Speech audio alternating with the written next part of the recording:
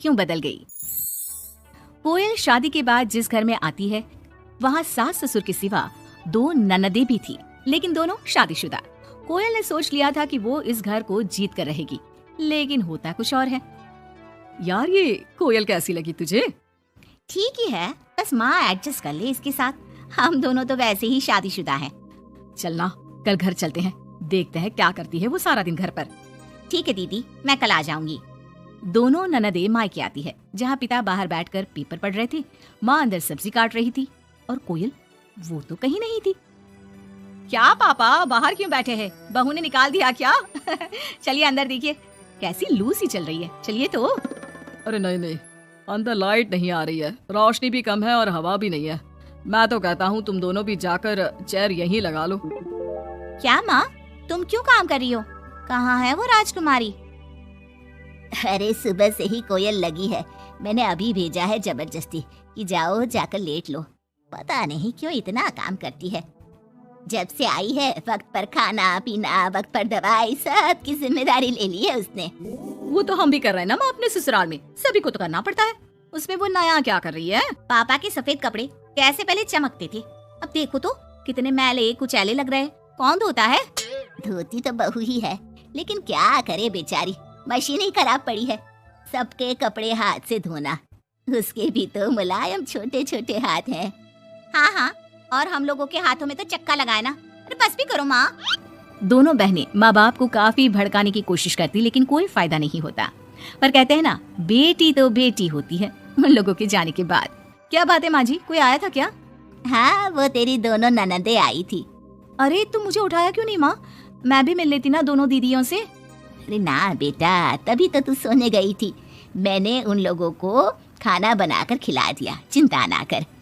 कोयल को सास की बात अच्छी लगती है, वो अंदर जाने लगती है कि सास उसे टोक देती है। बेटा, वो तेरे ससुर जी के कपड़े काफी मैले कुचैले लगते हैं, थोड़ा ठीक से धोया कर। हाँ जी माँ जी।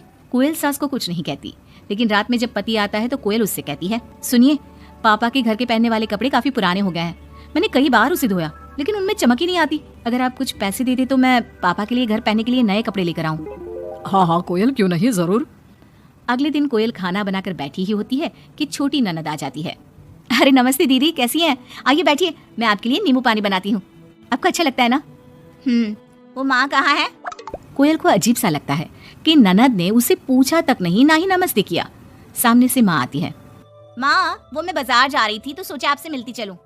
अच्छा माँ, जरा नींबू पानी बना देना, बहुत मन कर रहा है। हाँ, तू बैठ, मैं बना कर लाती हूँ। कोयल को लगता है कि बेटी है, माँ के हाथ का स्वाद मिस करती होगी, इसमें बुरा मानने वाली कोई बात नहीं है। दीदी मैं भी बाजार जा रही हूँ, आपके साथ ही चलती हूँ। ननद भाभी दोनों मार्केट जाती है, जहाँ कोयल ससुर जी के लिए कपड़े लेती है। क्या जरूरत है भाभी, पापा को उनकी पसंद के कपड़े ले देती ना, उन्हें ही यहाँ पर लाकर।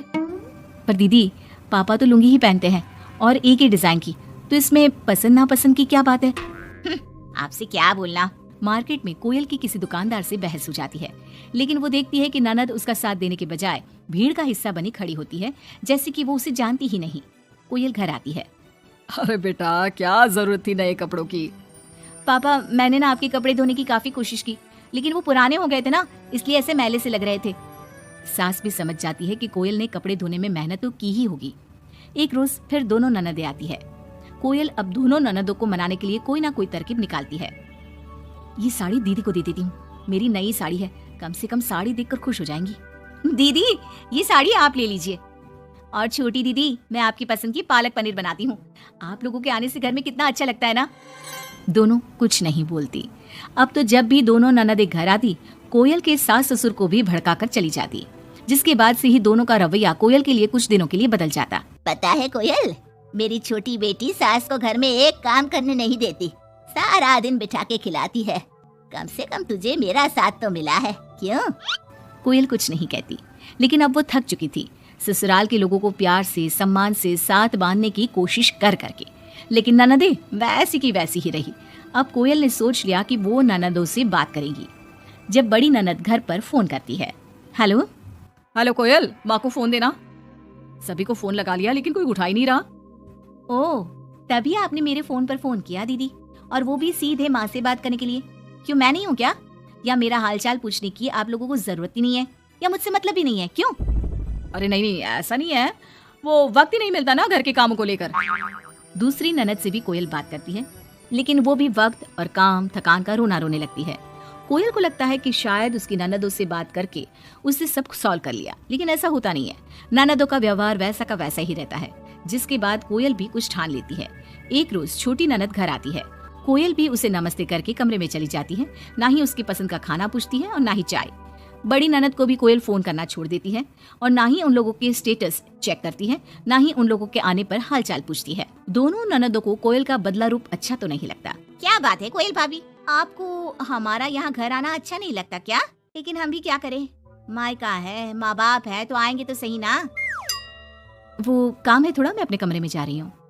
जो भाभी ननदों के आगे पीछे लगी रहती थी, उन लोगों के खाने पीने से लेकर हर बात का ख्याल रखती थी, उसका बदला रूप दोनों ननदों को अखरने लगता है।